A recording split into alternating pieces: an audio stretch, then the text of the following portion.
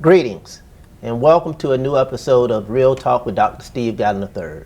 I'm very excited to be here with four outstanding guests that represent about 5,000 students in the Miami-Dade County Public Schools. They also give me an opportunity to take a walk back down memory lane, a moment of nostalgia during my days as a high school principal. Yes, in school districts across the country, you have teachers, you have parents, you have principals, you have superintendents, you have school board members, and then you have the high school principal. Totally different dynamic, totally different reality, but totally different experience. A tremendous opportunity to transform the learning and lives of students as they prepare to transition not simply through our school system, but into the real world. I'm honored to be here with four outstanding educational leaders from District 1 representing our high schools here. Again, about 5,000 students will be represented in this interview, and this will give you an opportunity to learn more about them as individuals, as instructional leaders, but also as individuals that are charged on a day-to-day basis with running what many have described as almost a mini city. So I'm honored to be here with our outstanding principals, and I'd like to start with introductions with our principal from Miami Norland Senior High School. Welcome. Welcome. Thank you, Dr. Gallen. Mrs. Gaines Miller, principal of Miami Norland Senior High School. Randy Miliken, principal at North Miami Beach Senior High School.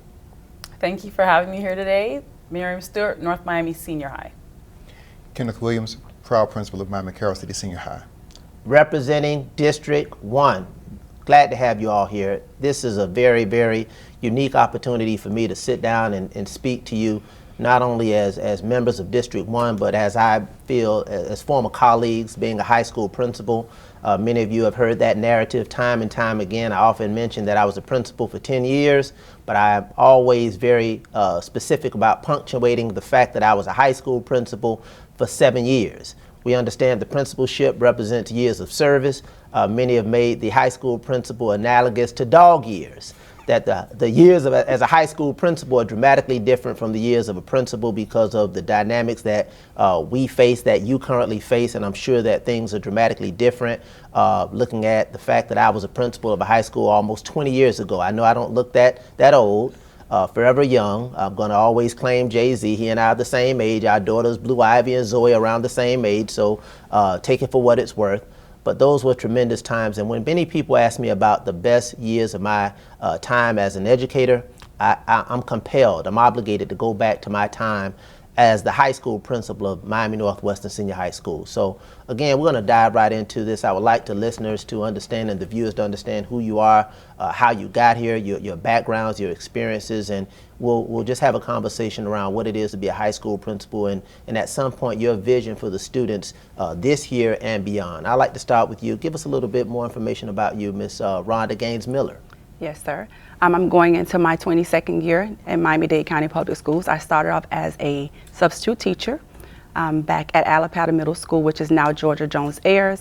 From there, I went on to become a reading coach at Miami Northwestern, and then from there matriculated on to being a curriculum support specialist, reading coach, assistant principal, 3 years at Carroll City Middle School, 3 years at Carroll City Senior High School, and 2 years at Thomas Jefferson Middle School as a principal, and now principal of Miami Norland Senior High School. Thank you. Mr. Miliken. I've been in the system a little longer. I'm my 37th year in Dade County. I started out as a 5th grade teacher at Arcola Lakes Elementary and spent about 2.5 great years there, and then went to North Miami Beach as a social studies teacher and a coach, and spent 15 years in the classroom.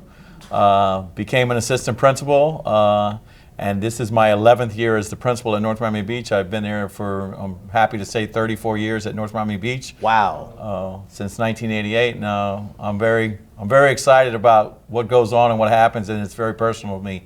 North Miami Beach is. Obviously, after how many years at the same school? I've been there 34 years. I've been there since 1988. Wow. Wow. Kudos to you. Kudos to you. Ms. Stewart. I have been in the system similar to Ms. Rhonda Gaines Miller for about 22 years.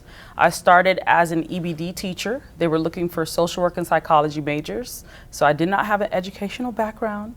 And I went into that field for a few years. I was the program specialist at Norwood Elementary for 10 years before I became an assistant principal at Liberty City Elementary. From there, I moved to Carroll City Elementary as an assistant principal for 5 years, and then just recently at North Miami Middle School for 5 years as the principal. Welcome. Mr. Williams. Good morning. Looking like Mr. Miliken, this is my 29th year in Miami-Dade County Public Schools. I started in 1994, 10 years at H.D. McMillan Middle School in the old Region 5. Transferred then to Miami Central. Worked there for 3 years as a history teacher and as a dean of students, assistant principal at Brownsville Middle School for 1 year, 9 years at Hialeah Senior High. I completed 4 years at Andover Middle School as principal, and I'm into my second year at Miami Carroll City Senior High.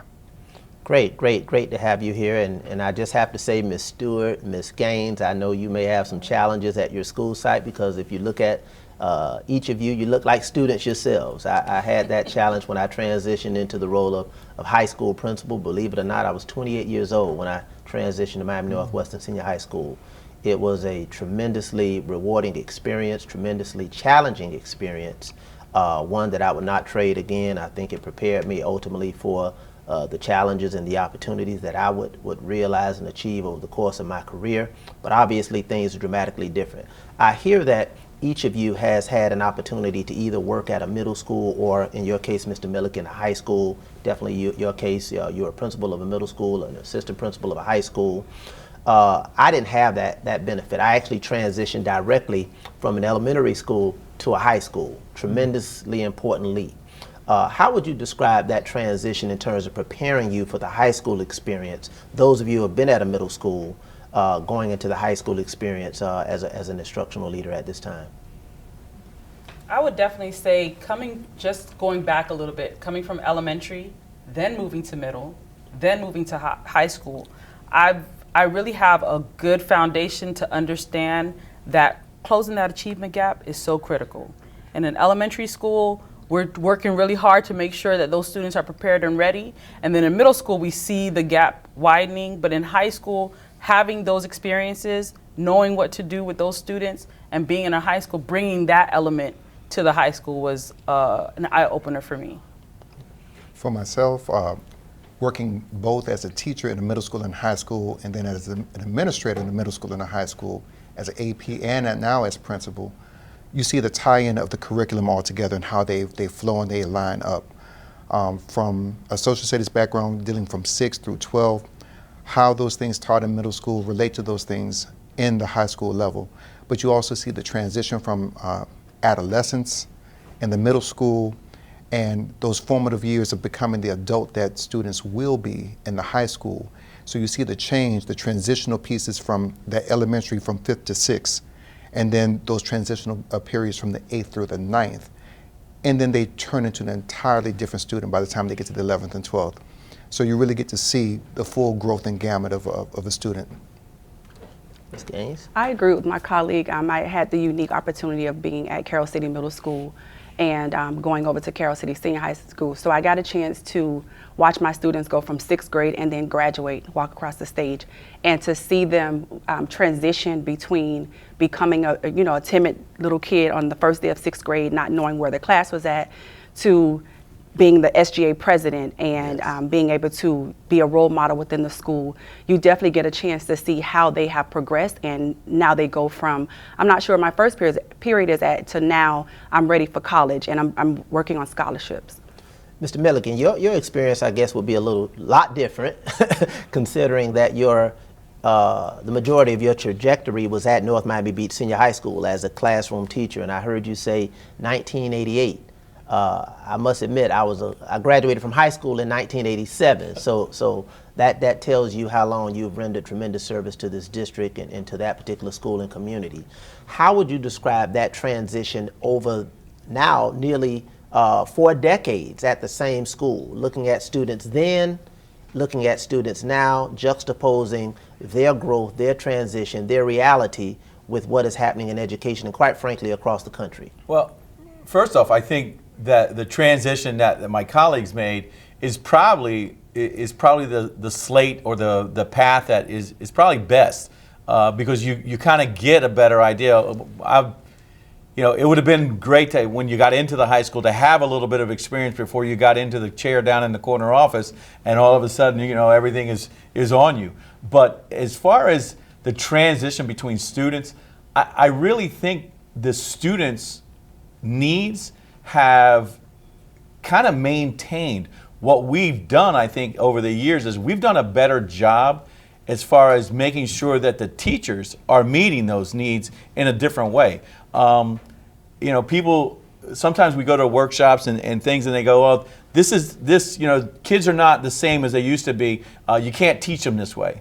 And I go, well, I'm not sure that that's an accurate statement, because I'm not sure that if this is a bad technique now, that it was a good technique ever. Like standing in front of a class and that old sage on the stage and getting up there and never allowing students to interact and never allowing students to have that engagement. A lot of that is what myself and you may have experienced in school, but I'm not sure that was ever a great technique anyway. So I think the students have not changed as much as we've tried to push teachers into changing to meet the needs of our students. So I think that's where the change has really come, and I think we're doing a better job of trying to meet those needs. Do kids come to us with greater needs? Yeah, socioeconomic, those things that nature, but as far as the thought process and the learning process, I think, with great people beside me here like that, we can meet those needs and guide our teachers into those strategies in a better way. And I think that's a great segue into what I believe, despite some of the challenges with our students, with what we experience in our schools and quite frankly across the state and nation, what I believe is the constant moral imperative is leadership.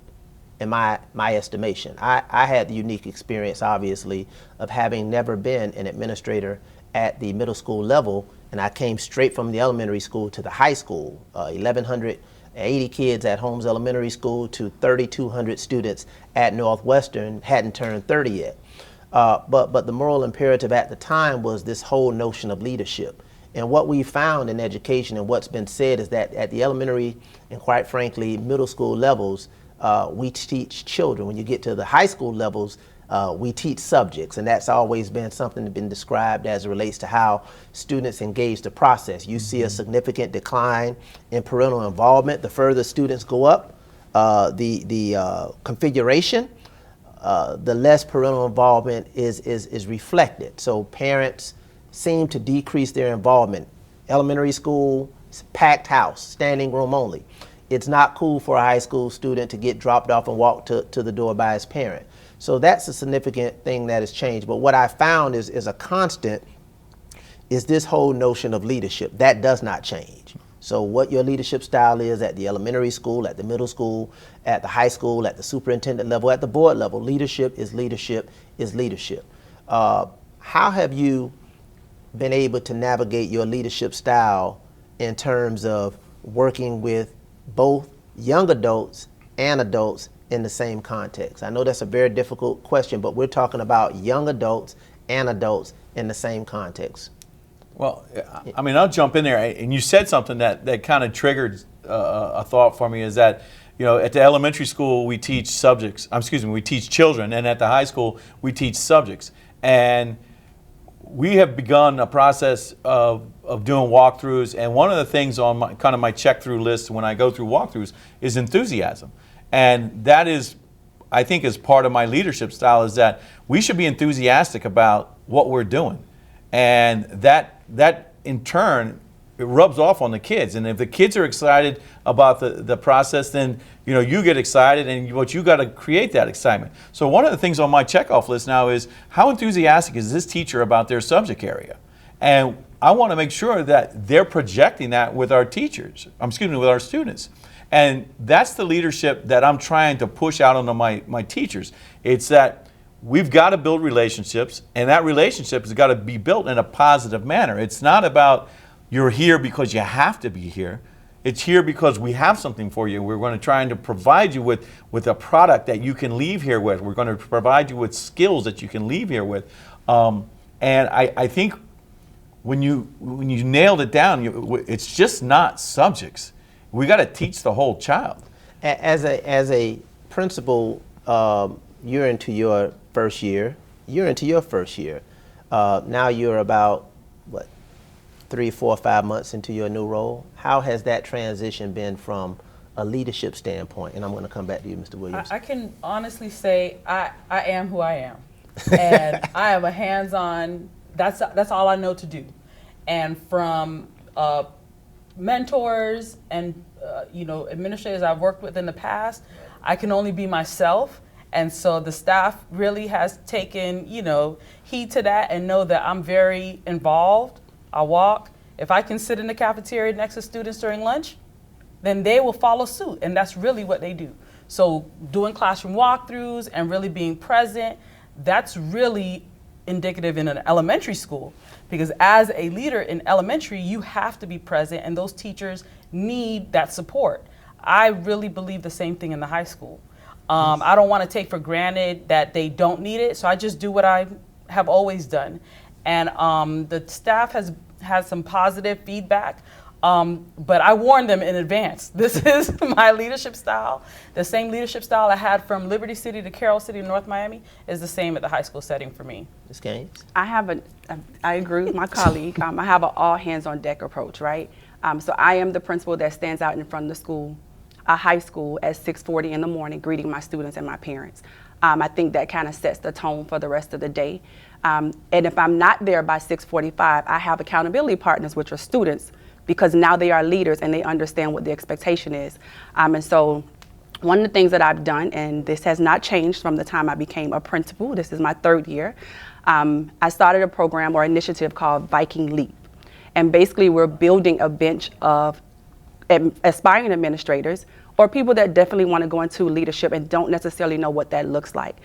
So my leadership style is one of always developing the next best leader, the next great leader, right? Because there are people that are inside classrooms that never get a chance to tap into who they really are, and they kind of stay within their classrooms. And so my leadership style is kind of like, let's go, everybody come along, let's go ahead and roll our hands up. We're all doing sanitation walks together. We're all doing security calls together, because that's how my leadership style is.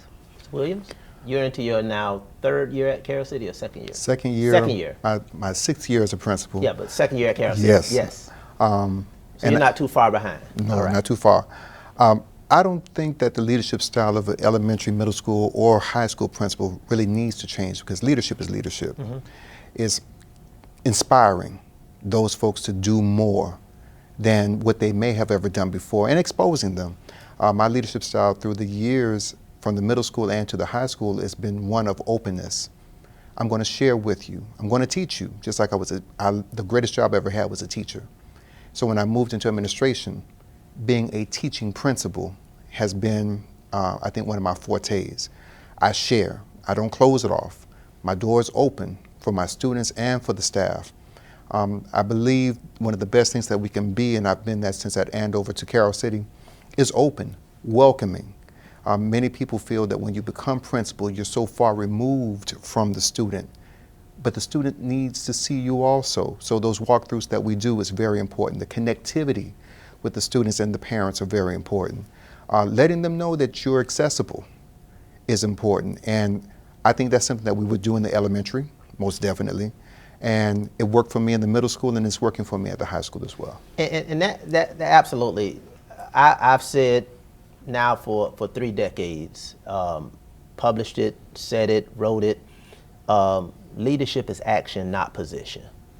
And I've seen, to my chagrin, in some cases whether it's here at the local, state, or across the country, as a former superintendent, that there's been an regretful subscription to titular leadership. What do I mean by that? Once people rise to the position and they get the title, they embrace that as the leadership proposition. No, leadership is action. It's not the title. It is not the position. It is what you actually do. I was kind of compelled to adopt that ethos at a very young age. I became an assistant principal at 23 years old here in Dade County Public Schools.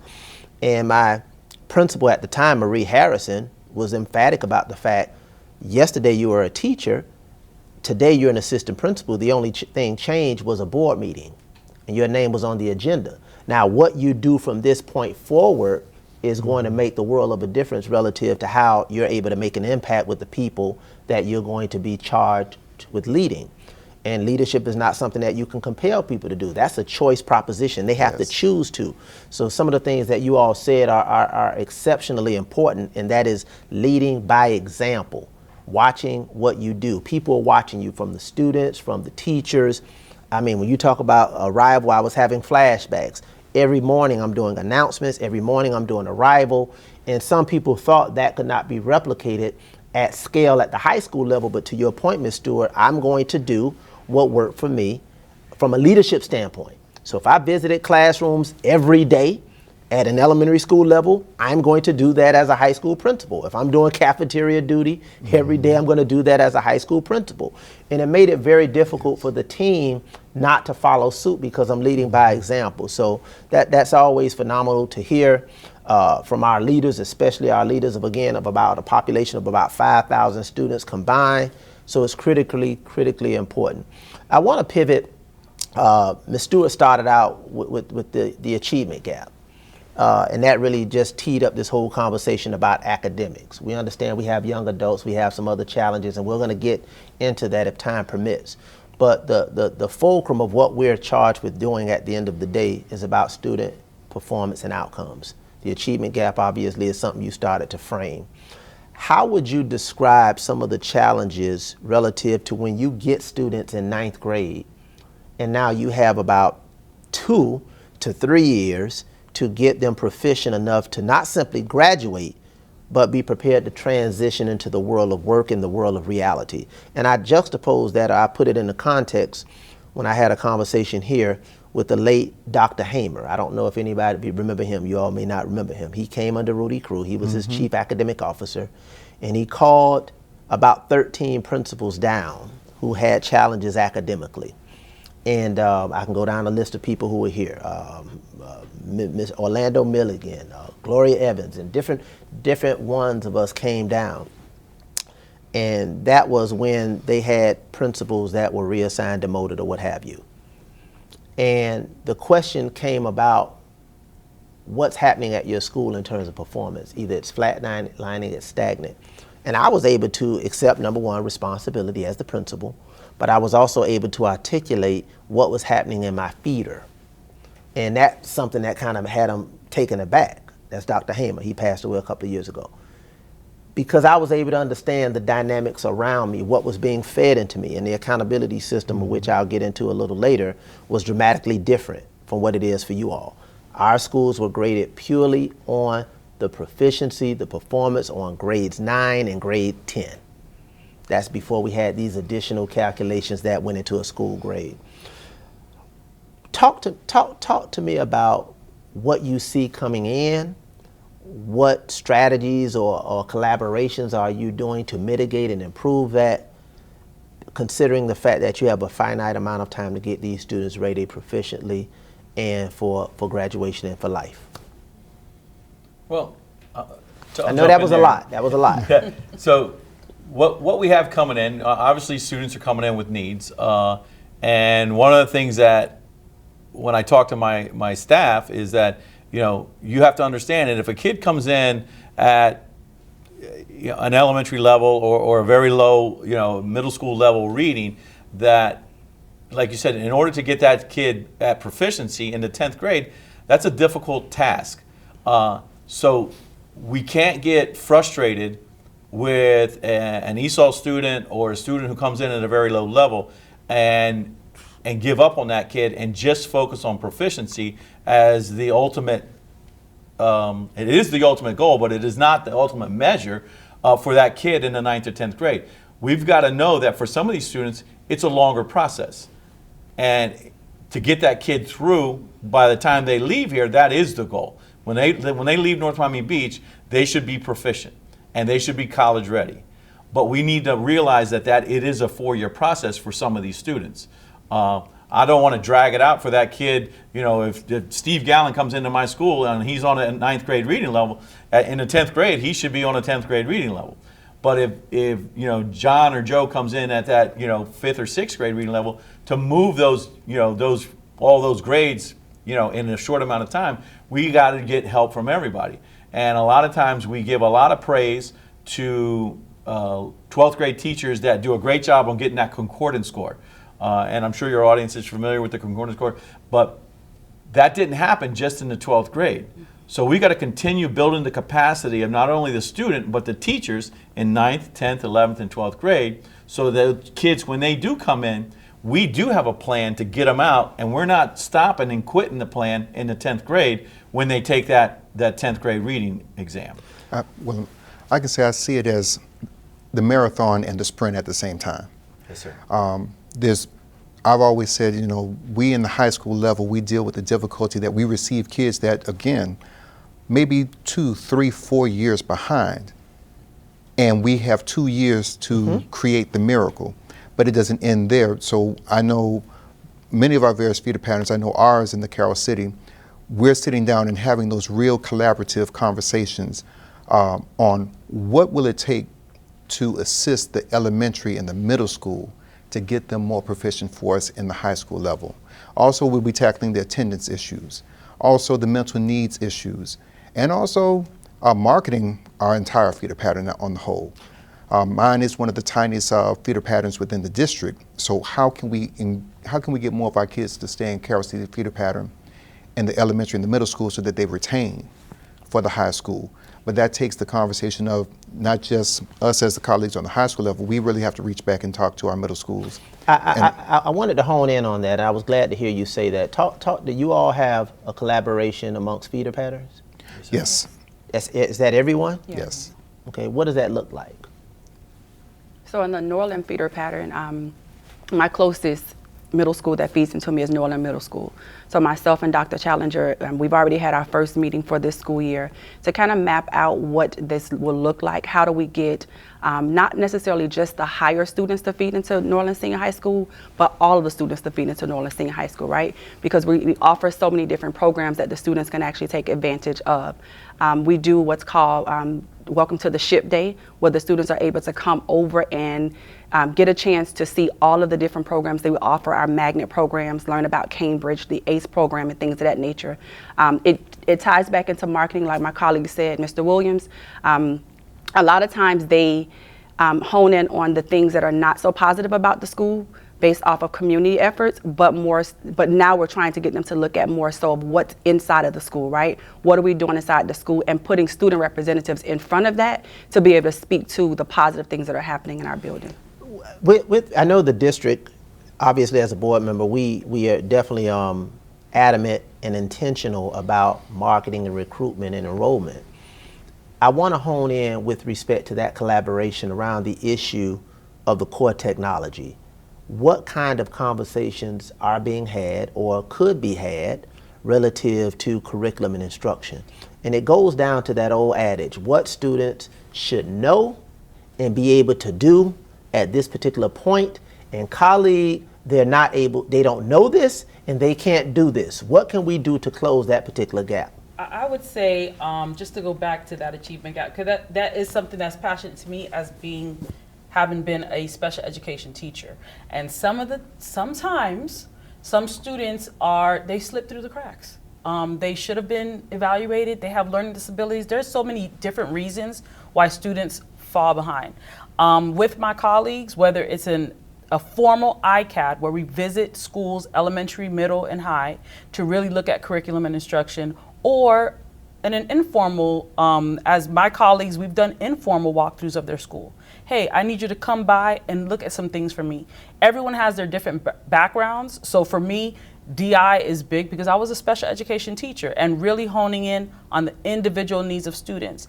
Being that support for my colleagues when it comes to actually going into their school, and being that, again, hands-on support and getting some feedback, getting some strategies, getting some ideas.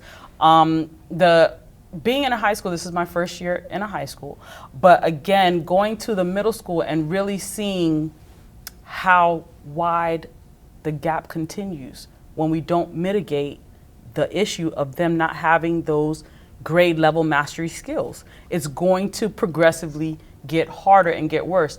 This was a conversation that I had with one of the directors for ETO about, okay, now I'm in high school, ninth graders coming in as a low level 1. The strategies that we should be using, I wanted her to really explain to me, how can we get that student to proficiency and really make it to graduation? Because at the end of the day, when they leave these doors, they have to be citizens in society and really, be a part of the community. So it's difficult, but when I go back and I look back at my experiences from elementary, I'm realizing some of the ways that we can mitigate that loss. We really have to continue to push those ways of trying to make sure that we can make up, whether it's parental involvement, making sure we didn't drop the ball when it comes to, if that child has dyslexia or has a learning disability, we haven't addressed it in some way or some form, providing extended learning opportunities, going straight to the parent's door and knocking on the door. Did they come to Saturday school? They need this. And some of our parents really don't understand the critical need, this urgent need that they have to address when it comes to their child's education. When and I told you I have those moments of flashback. When I was a high school principal, and I got my first F, and I met with Dr. Hamer and those, and we talked about that. Every middle school that fed me was an F middle school. Every one, not a D, every single one was an F. And the accountability structure at the time, and you recall this, Mr. Miliken, was predicated on the performance of grade 9 and grade 10, period. Grade 9 and grade 10. Reading, writing, which was separate, and mathematics. The performance of those students, of which 9th grade represented the largest percentage of students tested, because that was the largest group in my school, 10th graders, and you had these two populations of students less than 2 years, and they spoke to the entire performance of the school. That was before you got additional credit for graduation, acceleration, all of those things. And we pushed for, shout out to Dr. Bendros Mendengal. She was a state representative at the time, and those are some things she would ask. What can we do in Tallahassee to address that? Give us more time to move the needle. Understand that it is a marathon. Don't measure us through a sprint. But my question from a collaborative standpoint is, what are we doing to call it, count it, and correct it? What do I mean by that is, call it, this is what I'm getting coming into my school. These are the student performance outcomes. I'm calling it, this is what's happening. How do we collaborate around that? And what do we do in our school over that time to correct it and to mitigate it? From a collaborative standpoint, because you as a high school principal, as I, cannot do that alone. You are not a miracle worker. It's going to require some level of collaboration. I appreciate the conversations we're having around marketing and enrollment, but discreetly, and these give birth to new ideas for me. I'm just telling you right now, so stay tuned. There's birth occurring right now. How do we collaborate around performance outcomes in a very discreet, targeted, and deliberate way? Well, I want to say, especially looking at the four of us here, we all happen to be part of the ETO. So there is strong collaboration, sitting down with those CSSs, ISSs, those coaches, those administrative directors that are specifically targeting curriculum areas. What about your, but I'm saying your ETO? No? Yes, sir. Mm-hmm. Your feeder, I'm thinking about your feeder. Oh, within the feeder? Yes, because ETO obviously is an external support mechanism giving some guidance, but when I was intrigued about the conversation with Dr. Challenger, I was intrigued when you mentioned that we do these feeder pattern, Carroll City feeder pattern conversations, but around the issue of curriculum, instruction, and academic readiness. I think the first way to begin off with calling it is going directly to the students, right? They are the source, and I think they first need to understand where their deficiencies are, right? And so we do our data chats within the students, but one of the things that we've added this school year at Miami Norland is our first grade level orientation was to provide our students with their credit summary, so they have a great understanding as to where they've been. And we also talked about what it is that you need to do in order to get where you need to go. So that was our start off with calling it, if you want to call it that. As far as the collaboration, we've implemented an OLIT meeting where we bring operations as well as our instructional leadership team, and we talk about data. We talk about things that are happening within the school as it relates to our academic outcomes and what our expectations are. So setting those short-term and long-term goals, allowing the students to set those goals as well, and then looking at what our expected outcomes are. So that's how we're doing that at Norland. Okay, I'm going to pivot off of the academic piece. I know that's that's a segment in and of itself. Mr. Miliken, you mentioned about having students, and you said it, I was listening, you mentioned college ready. But the language we often use now is college and career ready. So let's pivot to this issue of every student not going to college. That's just the reality. What kind of pathways, what kind of conversations, what kind of innovations are you seeking in your schools collectively to deal with the bifurcated pathway that students may have? Some are going to college, some are going to careers. Talk to us about those types of things. As you referred to earlier, we've been in the game a little longer, and you remember we used to have, in our own schools, we had different vocational programs, and the schools, really don't have those anymore. So at North Miami Beach, what we've tried to do is we've tried to promote the idea that you can spend part of your day here at North Miami Beach, and that's what we want. Obviously, I'm not looking to lose enrollment, but there are options out there in Dade County that are very, very good, like Turner Tech, like Miami Lakes Education Center. There are some other things out there. One of my very good friends was a former student of mine, Mr. Tommy Richardson, is running a program, and he was, really pushing some of the programs down at Dorsey. And we look at those things and we offer that to our kids, because not every kid is going to college, and it doesn't make sense for a kid who is not going to use a college degree to go pay for a college when there is a lot of great programs in Dade County that student can get a high school diploma and certification for. There's a marine mechanic program that student can come out of Dorsey with and go to work for Yamaha, and they have 100% placement rate. What do we say to our parents and families that say, why do I have to leave my community and my school to go to programs to give alternatives? And I'm not saying every alternative will be at North Miami Beach, Carroll City, Norland, and North Miami, but we do have some internal alternatives. I know I'm biased. I have an unfair advantage. I had a comprehensive high school, 3,200 kids, auto mechanic, auto body, dry cleaning, welding, wood shop, child care.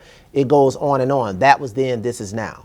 But with respect to what we may have within our schools, I think what the answer to that parent, because I don't want people to feel like we don't have. We want to push them out, yeah. No, but not that we don't have some of these programs in our schools. We know we don't have as many as we did, but we have. Each school should have some CTE programs being offered at this school. And we do have CTE programs that are available. I was leaning towards more vocational. Yes. And I think the vocational issue is the infrastructure. Just having all that equipment. As you know, at Northwestern, I remember you guys had that phenomenal dry cleaning program that was literally, it was one of the top programs around. And people like dry cleaning, but that was a big moneymaker. Yes. We're all probably wearing something right now that was dry cleaned. But the CTE programs are where we push that area. So let's talk about that, because every child is not going to college. So talk to us about what you're doing about those students that are not going to college, don't have to go to college. We know, whether I was on the phone a few moments ago with a mechanic, whether I have to call a plumber, a roofer. How do you navigate the myriad of needs and interests of students in a high school setting? Anybody? I think really just making sure that they understand their options. They need to know their options. I grew up in North Miami. I didn't go to North Miami, but I grew up in that city. And so the programs at North Miami Senior, those CTE programs, the firefighter program, the medical magnet, the engineering, the culinary, they need to know what their options are. Yes. College is not for every student, but we need for them to leave our schools ready to be in society. So just having those conversations with them so that they understand their options and making a pathway for them starting from when they step foot in 9th grade. At Norland, for those students that aren't able to take the CTE classes like during the day because they're taking AP or dual enrollment, this year we started with talents, and our talents program has ventured them off into entrepreneurship.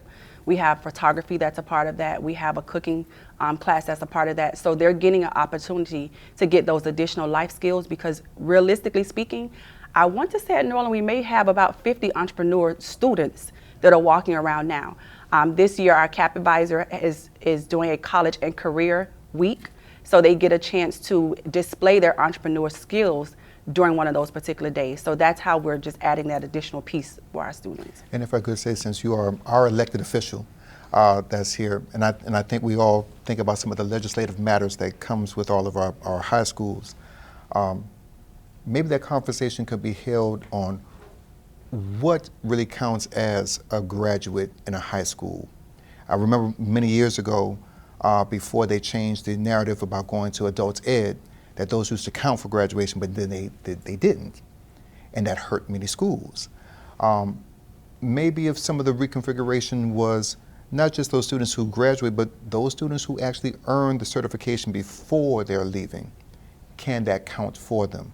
And maybe we can deal with a pivot and a switch to where instead of just focusing highly or solely on intensive remediation, vocational for those that's really what they want to do. I've had a young man last year, he said, Mr. Williams, I want to be a plumber. And I said, that's excellent because everyone needs a plumber. He said, oh yeah, I'm going around with my uncle right now and I'm making money right now. Yeah. I've got students who have their own hair product line. They're doing hair for the young ladies for the prom, for their dances and things of that nature. Boys and girls, these kids have a sense of entrepreneurship and working. But if they don't need to go to college, we know many hairdressers that make more than we do on the stage. And we have 2 and 3 degrees. But if they don't need it, why does the state hold a school accountable and say, if your kid didn't graduate with their high school diploma, they're not a graduate, but they got certified in cosmetology. They got certified in auto shop, body mechanics. Yeah, I think we're dealing with obviously a system of accountability, a system of measuring what a graduate reflects that some may describe as somewhat antiquated. I mean, we had this experiment, Miliken, you may recall, where there was an experiment about a three-year high school diploma. You graduate in 3 years. That kind of came up and it went away because people really want to enjoy the fullness of a high school experience. And speaking of fullness, high school is supposed to be, and it really reflects some of the most exciting days from the band to the athletics to all of the extracurricular activity programs that one has to manage. Yes. How involved are you all in those programs? Let's talk about that before we get to some final thoughts. How involved are you? I mean, that's the demand of the high school principal. That is one of the demands. The time consumption. If you're going to do it right, you're going to do it right. You know, talk about that. How has that impacted your life, and what is that like for you? Well, for me, I'll say I love it. 9 years as an assistant principal in high school, and folks said, well, do you want to go back to high school? Yeah, I like that grind. And as the principal of a high school, I love going to band practice and conducting the band because I have an ability to. I know the music. I love going out and watching my teams and the kids play in whatever sport that it is because they enjoy it. They love having the principal there. Even if they're playing Optimus Ball at one of the parks, hey, let me know when you're playing. Okay, I'm playing this. And when you show up, because for many of our kids, as we know as educators, we become second parents. Sometimes we become the parents of many of our kids. Just sitting in the student government meetings, seeing how the kids formulate what they want to be involved in and what they want to see the school go. I don't think any of us really would be where we are right now if we didn't have that passion and that love for it. I've told my students from day one. They get a smile on their face.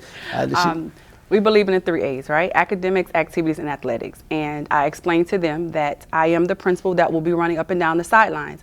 And I think more so, because right now we're in fall sports. We're in football and volleyball. My athletes, my football players, they look for me because they know that I'm the picture-taking principal and I'm going to go home and create reels for them. I'm going to put their pictures up, and they enjoy seeing that. We had a game about a week and a half ago with Northwestern versus Norland, and it was an away game. And typically, we don't kind of travel to the away games because the other principal is the responsible party at that time. But I walked in and my players turned around and said, "You made it?" And that meant the world to them because they know that I'm always going to try to be there. I can't make it to every game. And we kind of divvy up the responsibilities between ourselves and our assistant principals. But it does make, it sends a statement to the students that we're supportive, right? And the development of the total child. Because academics, yes, but when you build in that activities part and that athletic part, we now have this well-developed, successful child.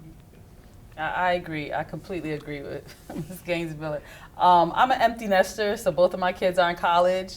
So I have a lot. This just happened at the perfect time. Yes. So I do have a lot of time on my hands. I feel like when we go to those games, it's almost like you're a movie star. You know, like you're famous. So it kind of brings a smile to your face too, but the kids so much enjoy it. Being hands-on has always been what I've gone to Optimist games when kids were in middle school and elementary school. So really getting involved in those activities and sitting there and speaking with the students in student government. It's the smallest things that they want. It's not anything that's really costly or anything that really costs any money at all in some cases. The attention, that just being recognized is what they truly want. And so for me, I've just been able to fit right in just perfectly when it comes to activities. I know you've been doing this for a while.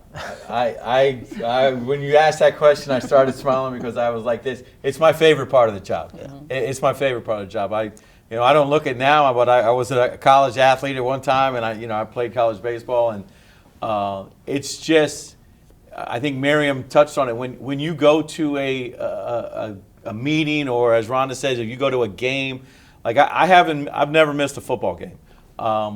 It's just the kids. You get so much, like you feel like you're going, you got to go, but you get so much back. Yes. It's unbelievable. I really do enjoy that part of the job. It's not part of the job. It's a perk. So, the kids are the best part of the job every day. I tell teachers when I hire them, I go, if your best part of the day is talking to me, then that's you had a bad day. I go, your best day is always going to be with a kid. Yes. And athletics and activities and those things are just a way to see those kids, because very few kids come to school and go, man, I can't wait to get to that algebra class, or I can't wait to get to language arts or science. Most kids don't enjoy that the way they do band, JROTC, the athletics, all those things. It's just, we got to remember, like you said, it's an experience. It should be a great time in high school. You should leave with a diploma, but you should leave with a lot of memories. Speaking about this being described as the favorite part of the job, along with many of the academic endeavors that we're involved in, one of the least favorite realities that we face in high schools and elementary schools, in schools across this country, is the threat and fear of violence. What do you say about the state of affairs today relative to the heightened concern, the sense of awareness, the level of proactivity around school safety, specifically in a high school? Yes, we had the horrific tragedy in Uvalde, Texas, but obviously that was from an external perpetrator. We know oftentimes throughout history, whether it was what happened in Columbine when I was a principal, what happened here at Southwood when I was a principal at the time, some other things that happened throughout the country, and obviously the horrific tragedy that happened at Marjory Stoneman Douglas, that is still being felt, throughout this state and throughout this country. My prayers continue to go to those families and that faculty and staff and that entire community. So the high school principalship bears that heightened sense of awareness, that heightened sense of concern, that heightened sense of anxiety to a greater extent. What do you say to people who are concerned about issues of safety and security in your school? Well, I would say our schools are safe. The measures put in place, and that we do review daily, weekly, where staff is located, where are we located, where's our SROs, who's covering the school. Those plans are looked at. They just can't sit on a shelf. Those have to be reviewed and monitored and tweaked all of the time. So those thought processes are with us daily. The largest feat that I see myself is I can take care of you inside of the school. It's what's happening when our kids are at home. What is happening in our communities that would make a child feel that they need a weapon, that they need this hyper sense of aggression? is not just the schools, and I would speak to the parents and I would say, we have to monitor what is going on in our environments outside of the school, because the school is just a microcosm of society. Yes.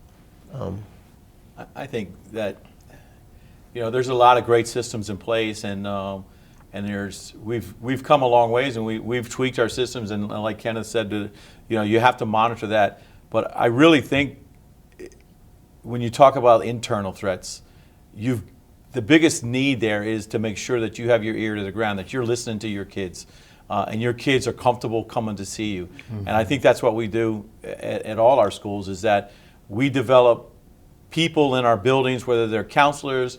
You know, my dean of students is my football coach. He grew up in North Miami Beach. He's been there for 25 years with me. My SRO has been with me for 15 years.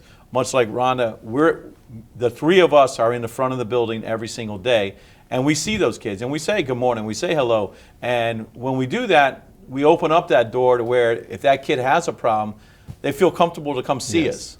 And if they can't come see us, there's somebody else that we need to develop, you know, in our building that they are comfortable seeing, whether it's a counselor or a teacher. But hearing about it so that we can work it out, and I always tell the parents and the kids, you know, come see us when you have an issue, because we don't want to have to deal with the problems. When you have the issues, let us work through it. We've done it we've done it 1 or 2 times. It's a heightened sense of responsibility too, as a principal. Not only having those processes in place and knowing the procedures, but really that connectedness with students. If a student's passing by you and they have tears in their eyes, pull in that student. We're teaching kids the academics, we're infusing the activities to keep them motivated, but we're also teaching them life skills, coping skills, how to deal with conflict the appropriate way. For some of them, what they see at home, they've normalized that. So they think that it's okay to behave in this type of way or to be violent because maybe that's what they see at home. So we have to teach them those basic life skills, but really having people in place to recognize if someone might be behaving differently. Because the students will report if they see that someone might be writing something inappropriate in a bathroom stall or acting differently, or, you know, just doing something that's odd. And we see it when we're passing students and they may not be greeting us that they did the day before. So that heightened level of responsibility for us as principals is just making sure that we're all on the same page, because regardless of the procedures and processes, when we're in that building, there's other elements that can come into it that we have to really recognize. For security at Miami Norland, I kind of took the lead on that part because I got a chance to go to the mass casualty exercise this summer, and it opened up my eyes to how we do code red drills and code yellow drills versus a real mass casualty. And I took that back to the school, and I wanted to work specifically with security myself. And we talked about the see something, say something, and being observant of what's happening with students, right? Most of my security monitors have been in the building for 10, 15 years. And so they're pretty familiar with a lot of the students, a lot of the parents, the grandparents. So now our theme this year with just security personnel is just be vocal, be visible, so that we can prevent violence. And I have to say they've done a tremendous job with being on that radio every few minutes, reporting what's in the restrooms, checking your stairwells and things of that nature. That alone has prevented a lot of things from happening within the building, because the students now see they have a security monitor everywhere that they can turn. There's an administrator that's upstairs when there's transitions and things of that nature. So that kind of helps set the tone for the school year and get us away from that violent mindset of I can go over here and have a fight real quick because there's no one there. There's someone always there. You know, those two key words that each of you reflected in, and that's something that I've always practiced, is visibility and relationships. Relationships with students and visibility. You have to be visible. People would ask me, why am I so visible? Because if I don't go out into the hallways, if I don't go out into the classrooms, the problems are going to come to me. Oh, yes. And it's almost like when you drive on a highway, you could be doing 55 miles an hour, but for some reason, if you see a state trooper, you're aware, you're cognizant of your speed, you're cognizant of your surroundings. So I think when students know that Somebody's there, somebody's visible. You can be proactive, you can be engaged, and you can be, as you indicated, Ms. Gaines, preventative around those particular things. But things are going to happen. You're right, some behaviors are normalized, and I think we as a school board, we as a system have to provide the tools and the resources and allow you to implement the policies. And one of the things that I was chagrined about when I got elected was this whole notion of no suspensions. And I think that has been clarified to a greater extent. That's in the Code of Student Conduct. And for me, it has always been about math. We can ill afford to allow a classroom of 25 students to be impeded for 2 or 3. I mean, it just doesn't add up. Why deny 23 students for the behavior of 1 or 2? If those students aren't there for school business at that particular time, they have no business there. And I'm very adamant about that. I was adamant about that as a principal, as a superintendent, and I'm adamant about that as a policymaker. And I've been continuously an advocate for that, very vocal about that, and I'm glad to see that we're starting to reaffirm your authority to run your schools, to make sure that students who are not in line with the way things should be at this particular time on this day, that the parents can be engaged and that we can provide the appropriate displacement at that particular time through suspensions. Am I saying suspend all kids? Absolutely not, but we can ill afford to allow students to run afoul of our rules, regulations, policies, and procedures to the chagrin, to the detriment, to the impediment of the learning and safety of others. We can't do that. As I prepare to close, give the viewers 3 reasons why they should send their children to your school. It can be programs, it could be whatever. I want 3 reasons. This is your commercial. 3 reasons. What do you offer at your school that you want your viewers, our viewers, to listen to that is marketable? I know you may have 30, but your top 3. If a parent says, I need you to give me your top 3 reasons why I should send my child or keep my child in your school. We'll start with you, Mr. Miliken. Well, we have fantastic academics through our iPrep, through our magnets, and we're a great athletic school. But number 3 and top is that we take care of kids. At our school, we take care of kids, and that's what we pride ourselves on. At the end of the day, we're going to do what's best for kids, not what's best for teachers, administrators. When we go home at the end of the day, we can put our head on the pillow, knowing we did what was best for kids, and that's what we pride ourselves on, is that we take care of students. Ms. Stewart. Programs, number 1, being a parent, I understand the importance of programs, making sure that we have rigorous instruction, making sure that we really encourage our students to do the best they can with our CTE programs, with our IB magnet programs. We really want our kids to take part of that and really take the benefit of that. Of course, our staff is there to serve as that counselor, that parent, that grandma, that auntie. I've been called auntie so many times. And so we take care of our children. We want to make sure that we make them feel safe, we make them feel comfortable. And lastly, our activities. We mentioned before, leaving high school with the memories that you can go back and remember those teachers. I tell teachers, everything that you do, students will remember in a good way or a bad way. So for us, making sure that high school experience is memorable. So definitely this year, infusing a lot of activities and programs for students, incentives. These are coming right from their mouths, just making their voices heard by myself as the principal, my administrative team, and by the teachers. Being one school is our theme this year, one school, one team, and making a difference for everyone in my building. That's the goal. Make a difference in the life of a child. Make that connection. Thank you. Mr. Williams.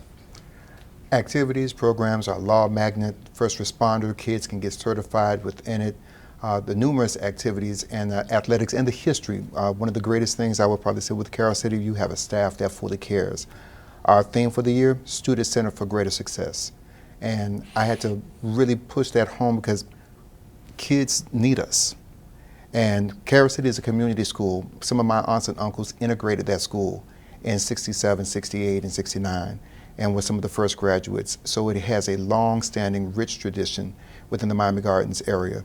So when you're at Carroll City, you're at home, because most likely you may have 2 or 3 or 4 generations that might be Carroll City Chiefs. And last but not least, Ms. Rhonda Gaines Miller. The first reason I would say is that we have a family-going culture at Miami Norland Senior High School. So your student will be loved, they will be nurtured, they will be in an environment where they're able to flourish. Our academic programs are above and beyond. We are a B school, and so we are forcing our students to take hold on the fact that we are academically inclined, and we're offering Cambridge, our ACE program. We'll also have our AP and dual enrollment programs, and our entrepreneurship programs that we're bringing in this school year. And most of all, I would say the activities and the academics, the athletics that they're able to participate in. We are right now 3-0 in our district for our football team. Our volleyball team is doing a phenomenal job. And so we just want your students to come here so they can have the phenomenal experience of being a Viking. Thank you so much. And before we close out, we always have a traditional Real Talk with Dr. Steve Gallen III. I ask my guests to give a shout out to someone. So we close this show out with you giving a shout out to someone at your school, in your life, someone around education. So Ms. Stewart, who you want to give a shout out to? Go first. Okay. I want to give a shout out to my 2 children, Jalen and Cameron. One is at FIU down south, and one is at Davidson in North Carolina. They really give me all the advice that I've needed I was a young mom at 21 at Florida State, walking up the hills with my son, and really knowing what kids want and what they need come from my children. Okay, thank you. Mr. Williams. I'm going to give a shout out as a newly remarried man to my wife. I knew that. Yes, yes. I give that shout out to her because she truly is that wind beneath the wings that makes it all worthwhile, knowing and supportive. Being a high school principal is not the easiest thing, and it's rather time consuming. So having a spouse that can understand the parameters and the demands of being a principal is very refreshing. Ms. Gaines? I definitely have to give a shout out to my husband.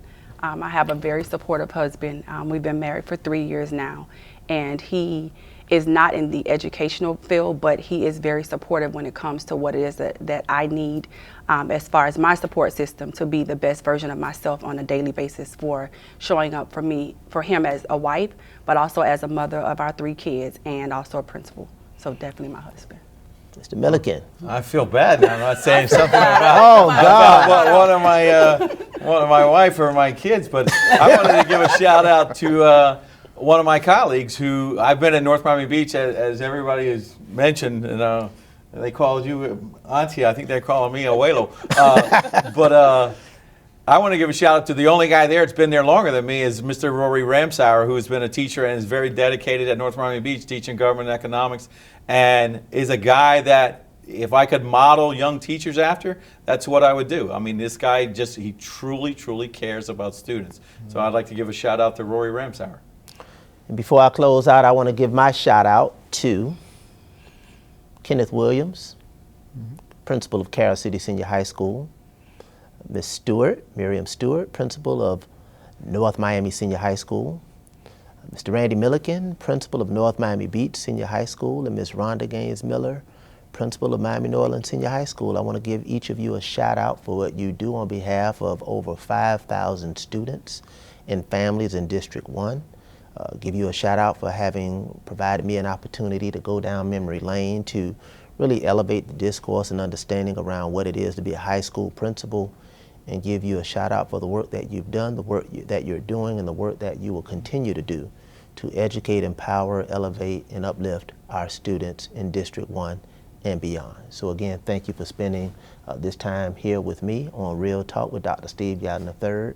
And until next time, let's keep it real. 10 toes deep, flower child from the turf. I never switch sides, like even when I die, I'ma ride for the squad, let her ties in the hearse.